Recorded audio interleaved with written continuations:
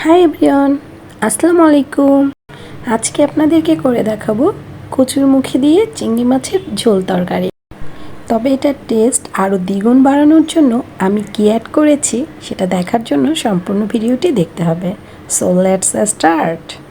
আমি এখানে আধা কেজির মতো কচুরমুখী নিয়ে কেটে ধুয়ে পরিষ্কার করে নিয়েছি। সাথে নিয়েছি মিডিয়াম সাইজের চিংড়ি মাছ। চিংড়ি মাছটাও আমি খুব ভালো করে মাথা সহ বাকি খোসাটা ফেলে দিয়ে পরিষ্কার করে নিয়েছি।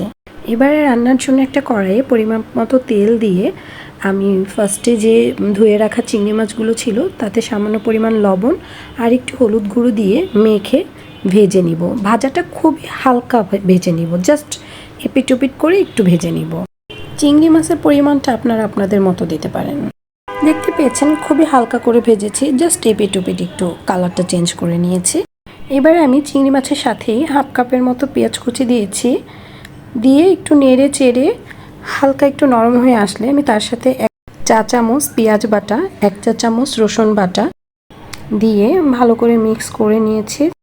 তারপরে দিয়েছি স্বাদ মতো লবণ, তার সাথে দিয়েছি হাফ টেবিল চামচ জিরার গুঁড়া, হাফ টেবিল চামচ ধনিয়া গুঁড়া, দিয়েছি হাফ টেবিল চামচ হলুদের গুঁড়া, তার সাথে দিয়েছি 1 টেবিল চামচ মরিচের গুঁড়া দিয়ে খুব ভালো করে মিক্স করে নিয়ে সামান্য একটু পানি দিয়ে আমি কষিয়ে নেব। খুব বেশি কষানোর দরকার নেই, জাস্ট হালকা কিছু সময় কষিয়ে নিয়ে আমি তার সাথে কেটে ধুয়ে পরিষ্কার করা কচুরমুখীগুলো দিয়ে দিয়েছি। দিয়ে এবারে আমি খুব ভালো করে একটু কষিয়ে নিব যেন মশলাটার কাঁচা গন্ধটা চলে যায়। দেখতে পাচ্ছেন আমি একটু পরপর নেড়েচেড়ে খুব ভালো করে কষিয়ে নিয়েছি। এবারে পরিমাণ মতো পানি দিয়ে দিব। পানির পরিমাণটা আমি বেশি দিয়েছি, আমার কচুরমুখীগুলো একটু সাইজ বড় ছিল। আর তাছাড়া এমনিতেও কচুরমুখী পানি চুষে নিয়ে যায়, যার জন্য কচুরমুখীতে একটু পানি বেশি দিলেই ভালো হয়। এবারে আমি পানিটাতে বলক আসার জন্য ওয়েট করব এবং সাথে যে মজার জিনিসটা অ্যাড করব সেটা হচ্ছে আমড়া। আমি এখানে 2টো আমড়া কেটে ধুয়ে পরিষ্কার করে নিয়েছি। বলক চলে আসলে ঢাকনা তুলে একটু নেড়ে দিয়ে আমি আমড়াগুলো দিয়ে দিব। আমড়াটা দিলে টেস্টটা এত পরিমাণ বেড়ে যায় যে আপনারা ট্রাই করে দেখবেন কতটা মজা হয়। তার সাথে আমি কিছু কাঁচামরিচ দিয়ে দিয়েছি ফ্লেভারের জন্য, দিয়ে ঢেকে দিয়েছি।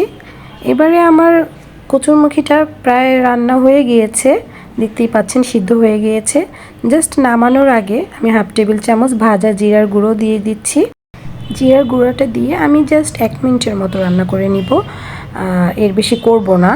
বেশিক্ষণ এরপরে রান্না করলে গ্রেভিটা কচুরমুখী চুষে নিয়ে যাবে। ব্যাস আমার রান্না ডান। এবার পরিবেশনের পালা। দেখতেই পাচ্ছেন কতটা লোভনীয় হয়েছে। আমি এডিট করার সময় মনে হচ্ছে আবার রান্না করে খেতে হবে। এটা খেতে এতটা মজা হয়, সিরিয়াসলি আপনারা ট্রাই করে দেখবেন।